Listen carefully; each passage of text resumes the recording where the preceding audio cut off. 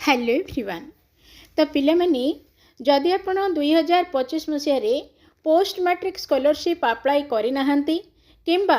Apply करिथिले मध्य कौनसी कारणरू आपणकर apply success हेनी ताहेले डेट आउरी अछि एबे मध्य आपण करि परिबे। तो पोस्ट मैट्रिक स्कॉलरशिप तार माने मैट्रिक परे आमे जहाँ भी पढ़िलु आमे +2 पढ़ू +3 पढ़ू पीजी पढ़ू किंबा ऑल टेक्निकल माने आईटीआई हो डिप्लोमा हो इंजीनियरिंग लाइन हो किंबा मेडिकल लाइन हो आमे जहाँ भी पाठ पढ़िलु मैट्रिक परे सेठी हमको स्कॉलरशिप मिलिबो आ ताकू ही कुआ जाए पोस्ट मैट्रिक स्कॉलरशिप। तेबे किछि पिला जानि न पारिकी अप्लाई करि नथिबे आउ किछि पिला अप्लाई करिथिले मध्य कौनसी कारणवशतः सेमानकर अप्लाईटा सक्सेस हे नथिबो नहेले वर्तमान एबे आमे आउर समय अछि एबे आमे करि परिबा। तो चलंतु आ विषय रे आउ टिके डिटेल मु आपण मानकू कहिबी। तो जदि डिटेल देखा जाए एठी हमर ऑल कैटेगरी पई अछि एससी एसटी ओबीसी जनरल समस्तनको पई एठी हमर रहिछि। आउ सबुठारु बड़ कथा होची जे एथिरे गोटे निर्दिष्ट किछि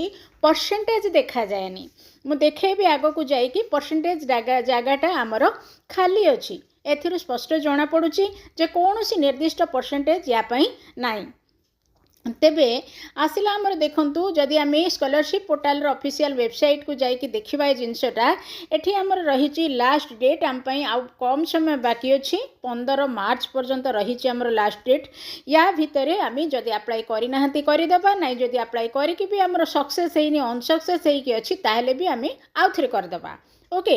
तो जहाँ जमती मु आपण मानकू कहिथिली बेनिफिट माने आमर लाभ कौन हम एथिरे एक तो मैट्रिक पर आम जहाँ भी पाठ पढ़िलु से आम स्कॉलरशिप रही। द्वितीय रे आमर स्कॉलरशिप रो अमाउंट आमको केते मिलिबो ना एटा आमको प्रति वर्ष मिलिबो वर्ष को थरे थरे मिलिबो केते टंका मिलिबो आपण अप्लाई कला बेलू से जो फॉर्म आसीबो सेथिरे लेखाई थिबो ता सहित केते वर्ष मिलिबो आपनको केते वर्ष कहले एज पर कोर्स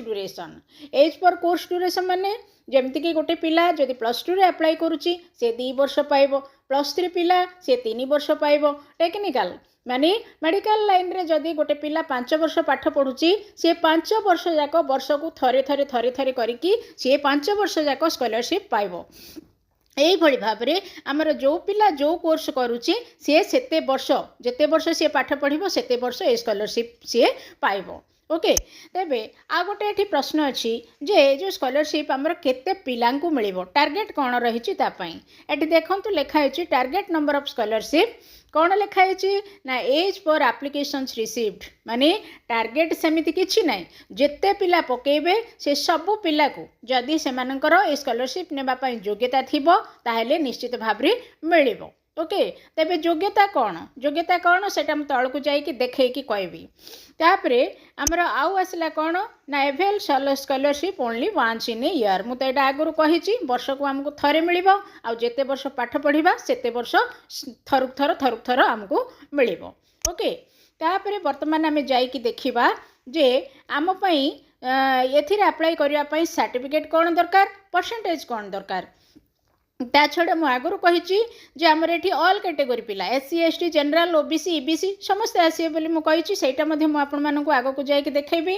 वर्तमान एठु मु आपण मानकु देखैबी जे परसेंटेज हमको कोन दरकार तो परसेंटेज घर हमर देखंतु केमती रहिछि शून्यस्थान हे कि तेणु निश्चित भाव रे एठु स्पष्ट होछि जे परसेंटेज हमको किछि दरकार नै जे कोनोसी परसेंट थिले मध्ये आमे एथिरे अप्लाई करि परिबा। तापरे बे देखिबा हमको कोन सब डॉक्यूमेंट दरकार एथिरे अप्लाई करिबा पई। तो डॉक्यूमेंट कहले हमर प्रथम रे ही पळि आसीबो हमर आधार कार्ड टा निहाती दरकार तापरे हमर इनकम सर्टिफिकेट माने जो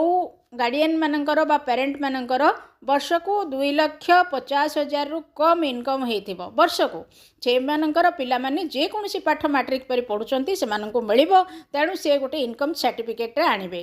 तापरे हमर जदि कास्ट अछि आपनकर कास्ट सर्टिफिकेट मध्ये दरकार तापरे हमर जेहेतु आपनको टंकाटा मिलिबो तेणु कॉपी ऑफ द पासबुक जोटा कि आमर बैंक अकाउंट नंबर सेठी देछि कोन ना with account number and IFC code बोली कि देछि ए जो अकाउंट नंबर और आईएफसी कोड कहले आमर बैंक पासबुक रो प्रथम पेज रा जदि आमे जेरेक्स करिबा बा देखिबा सेठु हमरो ए दिटा मिलिबो। ओके। तापरे हमको आ कोन दरकार ना गोटे पासपोर्ट साइज फोटोग्राफ दरकार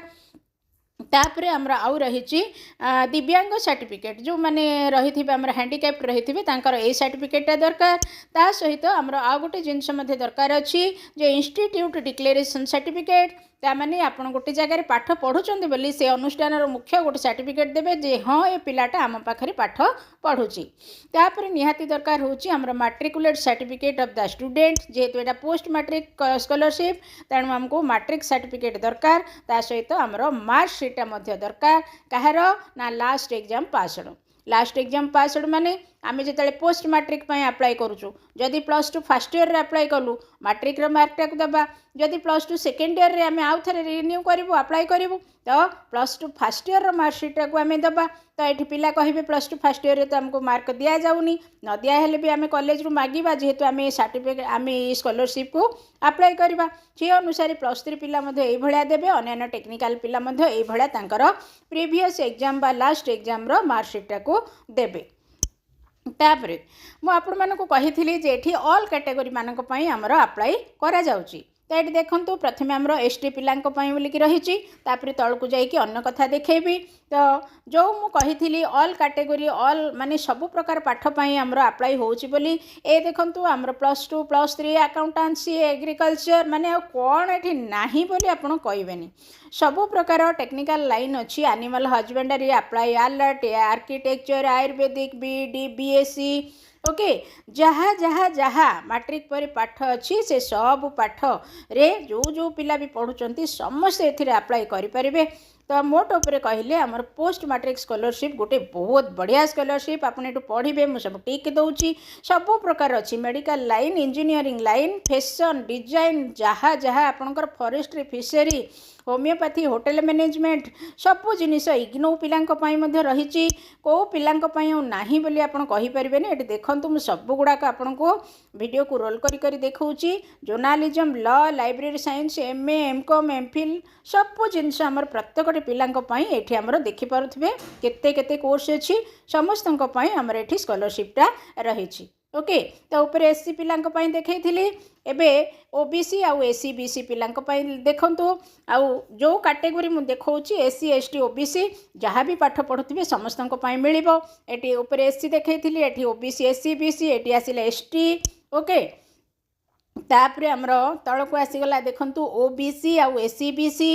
तापरे आमर आउ रहिला आमर एटी एससी पिलांकर भी पड़ी आसिला तापरे आमर आउ गोटे आसीगला ईबीसी जो जेनेराल बोली मुझे कही ईबीसी माने कौन ना इकोनोमिकली बैकवर्ड क्लास इकोनोमिकली माने आर्थिक भाव में जो माने पछुआ अच्छा ताने बापा माँकर